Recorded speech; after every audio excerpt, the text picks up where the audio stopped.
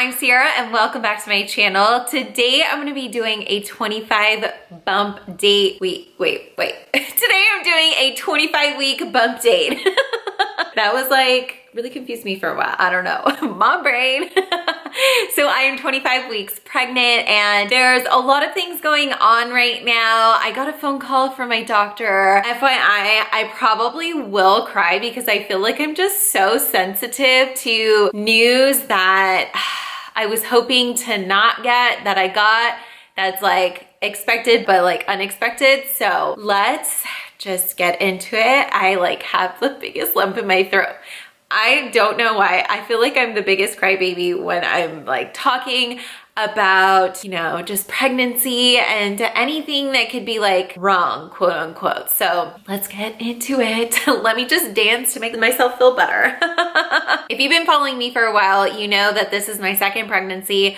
With my first pregnancy, I ended up having an emergency C-section, but up until like, I want to say like 35 weeks, I thought I was gonna have a C-section because I had a low-lying placenta and that was gonna make me like not be able to deliver vaginally, but it ended up correcting itself. Going into this pregnancy, my second pregnancy, there were a few things that I wanted to do to see if I could have like a natural birth. So basically, because I had an emergency C-section, the doctors at my facility, they said that they recommend or require 2 years in between your pregnancy in order to try a VBAC. So I have waited 2 years to try to have a VBAC. Then I get pregnant and my doctor's like, oh, you know what? We highly suggest that, you know, you can try for vaginal birth, but because your daughter was like in the birth canal for 4 hours and she never came out, that there's a high chance that this baby is the same thing's going to happen. So you'll probably end up having an emergency C-section. He did give me like a few options like of trying a vaginal birth, which I was like super excited about. If you watched like my first ultrasound, I'm like extremely upset because like the thought of having another emergency C-section, I just had like the worst experience with that. Just like a recap really quick. So when I gave birth to my daughter, I had a 30-hour labor. I pushed for 4 hours. She never came out. The epidural only worked on half the side of my body. I was exhausted. I was puking nonstop. I was falling asleep during pushing. And then they told me I had to have an emergency C-section because I had an infection, a really high fever, and then my daughter, Capri, her heart rate completely dropped. So they like rushed me in to have surgery and I couldn't breathe. I had a full-on panic attack. So I have suffered from a lot of like postpartum. I didn't really consider it postpartum. I considered it like more like PTSD, but the doctor said like it's kind of a mixture of both. So here I am, not wanting another C-section, thinking, yeah, I'm gonna have a VBAC. I knew a C-section was on the table. It's kind of like C-section, vaginal birth. But I just recently got a phone call from my doctor. So annoying. I think I cry out of frustration. My hands make me feel better when I'm crying right now. Okay, so again, like the first pregnancy, I have like the low-lying placenta. Right now it's actually like the Placenta Previa, and they said that like by week 30 I can get checked again to see if like it has changed. And I go into depth of like what like Placenta Previa or like a low-lying placenta is. I'm not a doctor, so if I get it wrong, I mean, you can either Google it, or if you really want to know more, just like ask your doctor. Placenta Previa is basically the placenta is covering like the cervix, which is the opening for the baby to come out. And as they explained it to me is like, say you have a balloon, right? And there's a marker that's covering like the outside, or like right here where the opening is. As the balloon expands, the marker will eventually move up, and that's how they explain the Placenta Previa or low-lying placenta.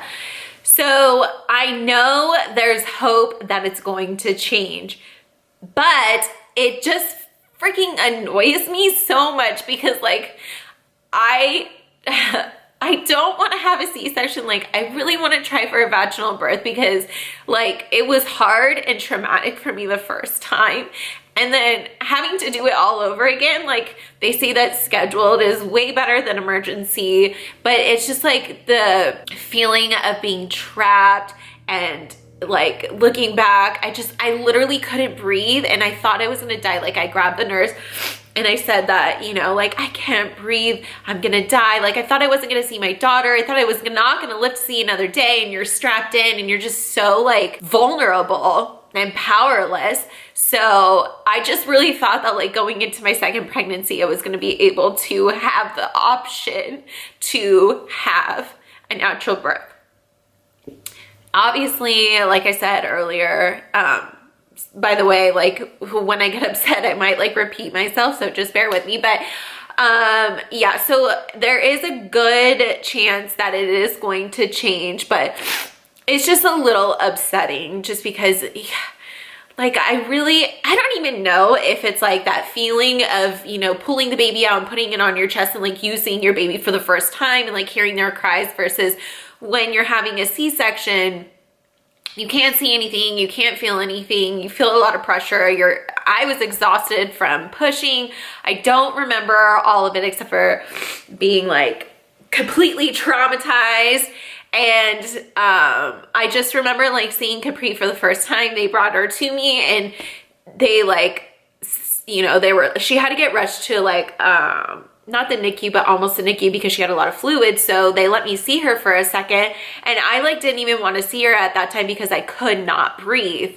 Oh my gosh, I'm gonna do like something nasty and like literally wipe my nose with my shirt because I'm gross and I didn't bring a tissue and I don't feel like getting up. Don't judge me. So yeah, that is like my first time seeing Capri. I was out of it. They brought her to me and I just, yeah, I just wanted the oxygen. It was honestly like the best and worst day of my life. I have the low-lying placenta. Like I said, it could correct itself, which I'm happy about. And there were like a few other things that had popped up, but like this to me was, I feel like the most traumatic just because I want to have the option to try to at least have a VBAC. Like I just hate how right now I have to have a C-section, which takes me to my next little point is my due date. As of right now, I have about 13 weeks left because if I have to have a scheduled C-section, you have to deliver 2 weeks before your 40 weeks. So like at 37, 38 weeks, and I will have to schedule that at 30 weeks. Luckily, I have an appointment to go see if it'll change, and my doctor's pretty cool about it. Like last time it hadn't changed at 30 weeks and I think it ended up changing at like 36, 37 weeks, which I was super, super happy about. But then I ended up having a C-section. I like pushed for nothing. I'm like, damn it.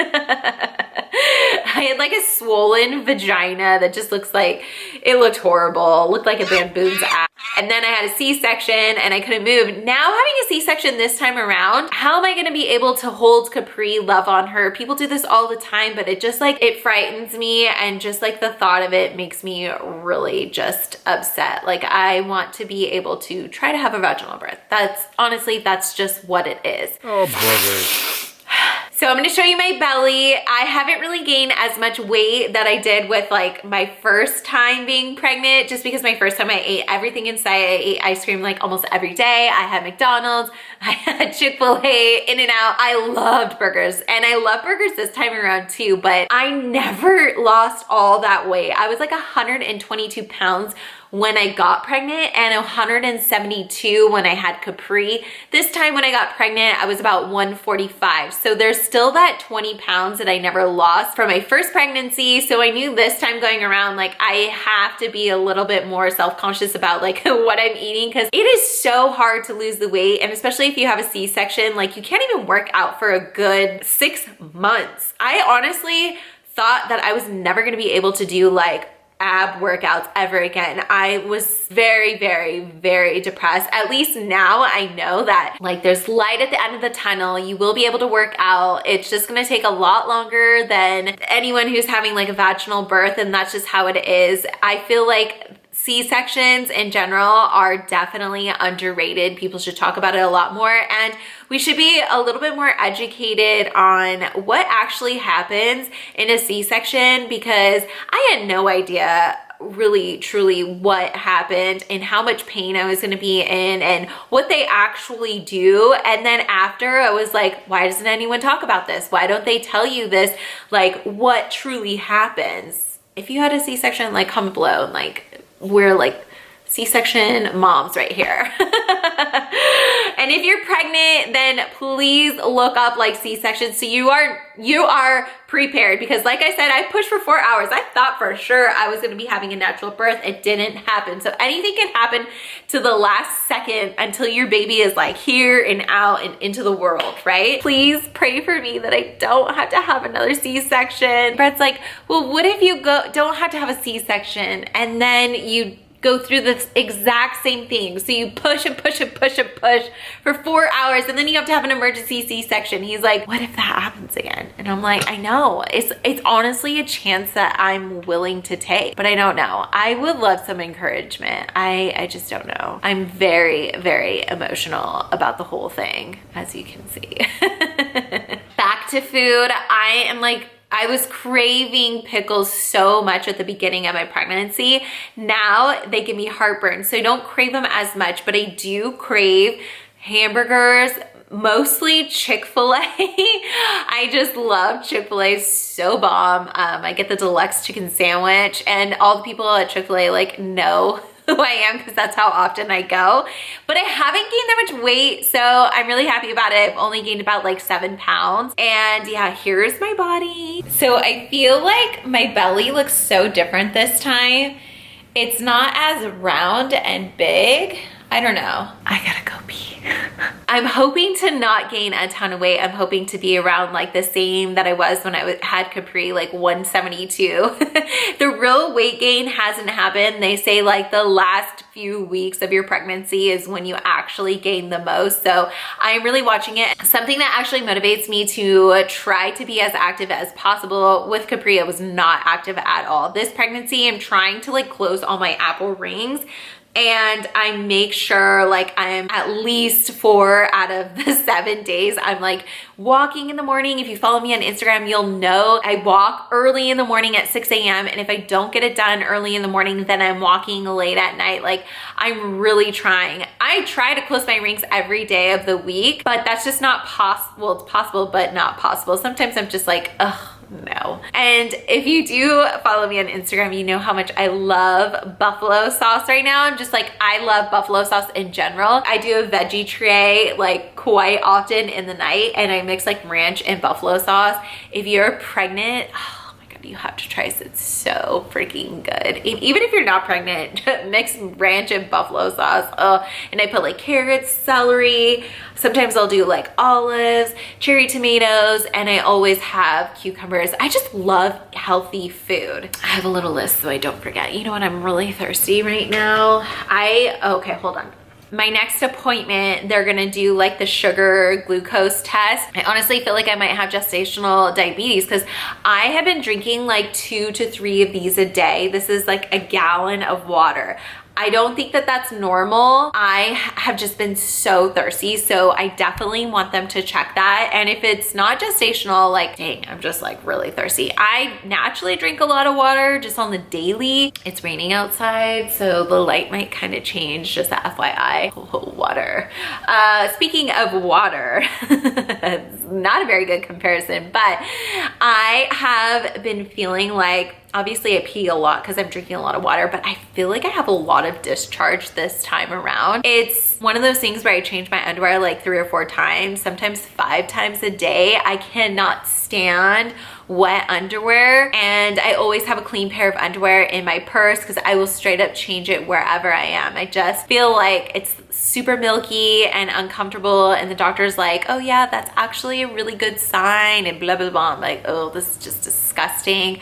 One thing that I was remembering last night when watching back, Brett and I were watching back to some of my videos, like our Hawaii trips and stuff, and I'm bleeding, and I totally forgot you bleed for a few months after having a baby. And I was like, I'm not prepared for that. I would love to have a third child, but I haven't even had my second child, and I'm already like, ugh, the thought of just bleeding out of your vagina for like months on end, it's just not fun.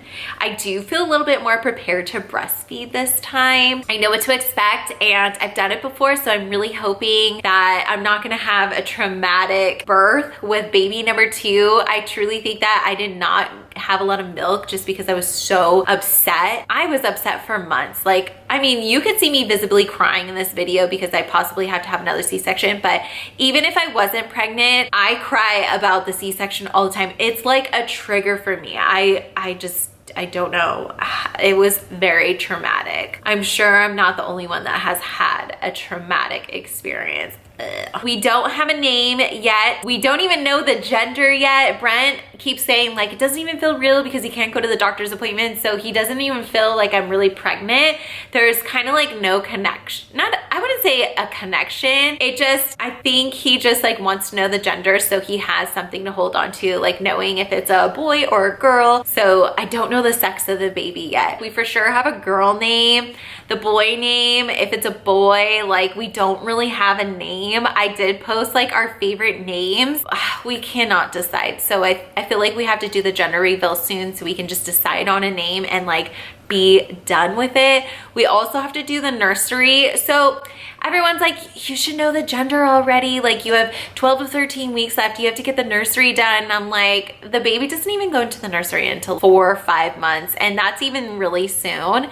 So I'm not too worried about that. Yeah, would probably make things a little bit easier. But honestly, I have everything from having Capri, like a bassinet. I have all of that stuff. If I should post a video of like what you should need for when your baby is born, that's actually a really good video idea. Mental note, jot it down. I really want to know the gender of the birth, but Brent said no. So he said if we have a third child, we can wait until the baby's born to find out the gender. I feel like that pretty much covers my entire list of my bump date. This is the first one that I've done on YouTube. I post little bump dates on Instagram. So if you don't follow me on Instagram, check out my Instagram. I'm posting like a ton of maternity photos. I try to keep you as involved and informative into my life, as informed into my life as possible. I hired a little bit of help at my house, so I'm able to start posting on the weekly for YouTube, which makes me super happy because I've missed you guys and I miss posting. It just like really gets me into a funk when I don't post, so these videos make me happy. So I would love it if you guys would turn on the notifications and subscribe to my channel. And if there's any video that you want me to post or do, I've been posting a little bit more like beauty. I just cut my hair and I posted that video of me cutting my hair, just like